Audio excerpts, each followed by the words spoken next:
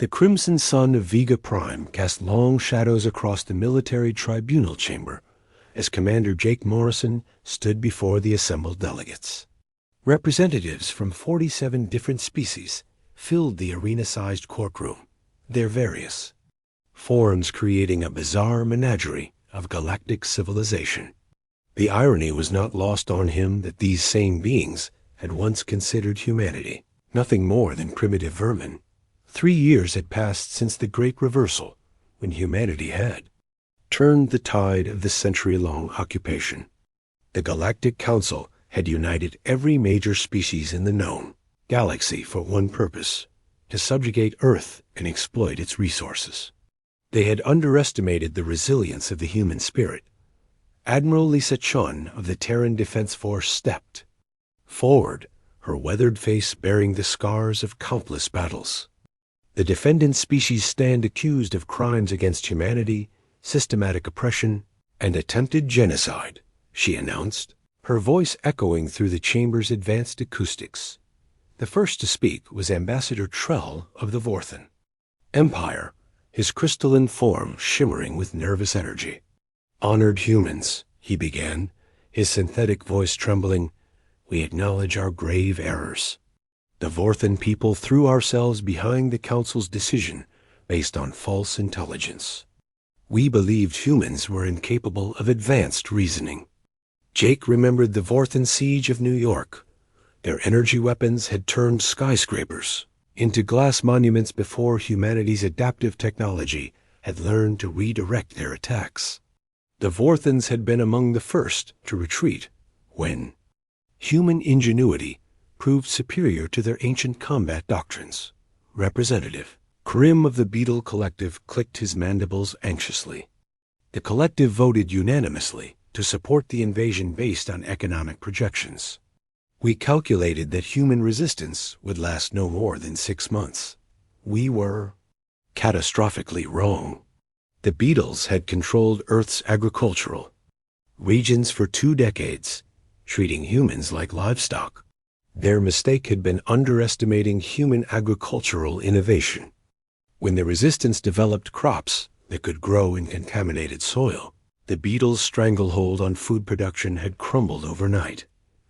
General Torres, humanity's lead negotiator, consulted her tablet. The records show that the hegemony of Zil contributed the largest invasion force. "Ambassador Vior, what justification do you offer?" Ambassador Vior's tentacles writhed with what humans had learned to recognize as extreme distress.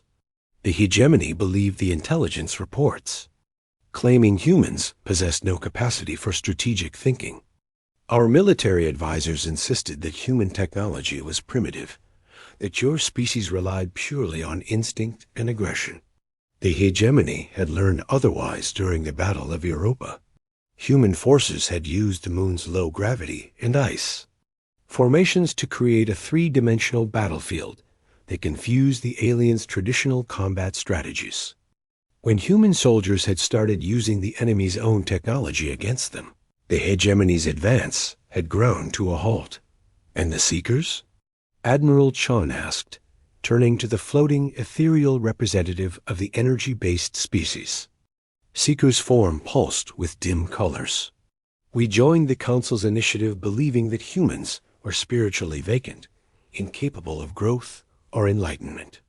We sought to guide your species toward what we considered proper development." Jake suppressed a bitter laugh. The Seekers had attempted to control human minds through their psychic networks, only to discover that human consciousness was far more complex and resistant than they had anticipated. Their mental intrusions had been met with everything from meditation techniques to deliberate mental chaos that had driven several Seekers to madness. The testimonies continued for hours. Each species offered variations of the same theme.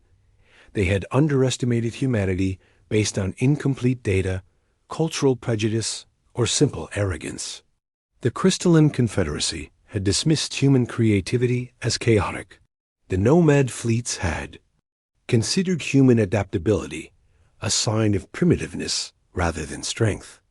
The Trade Consortium had viewed human emotions as weaknesses to be exploited. As the final testimony concluded, the chamber fell silent. The weight of 47 species' collective judgment hung in the air like a toxic cloud. They had united against Earth, not from necessity, but from a fundamental misunderstanding of what humanity represented. Admiral Chun stood to deliver the verdict.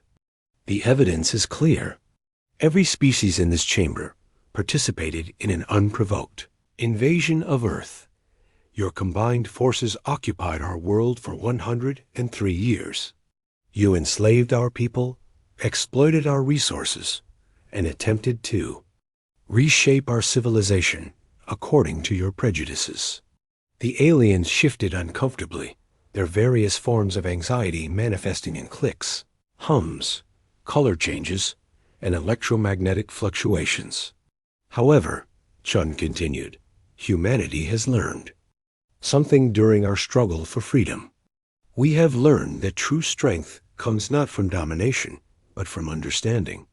We have learned that the diversity you sought to eliminate is actually our greatest asset. She paused, letting the words sink in.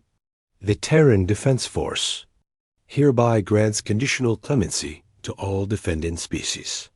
You will return to your home worlds and territories, but under the supervision of human observers. Trade relationships will be reestablished based on mutual benefit rather than exploitation. Any species that attempts future aggression against Earth or its colonies will face the full might of the Terran Defense Force. The relief in the chamber was palpable. Ambassador Trell's crystalline form brightened noticeably. Humanity's mercy is beyond what we deserve. The Vorthan Empire pledges eternal gratitude. Commander Morrison watched as the various species filed out of the chamber, many of them openly weeping in their respective fashions. They had come to rule Earth, and had instead discovered that humanity's greatest weapon was not technology or tactics, but the capacity for growth, adaptation, and ultimately forgiveness. As the chamber emptied, Admiral Chun approached Jake. Think. They'll learn from this? Jake nodded slowly. They'll learn. And if they don't, we'll be ready to teach them again. The crimson sun set over Vega Prime, casting the universe in a new light where humanity stood not as conquerors, but as reluctant teachers of a lesson the galaxy would never forget.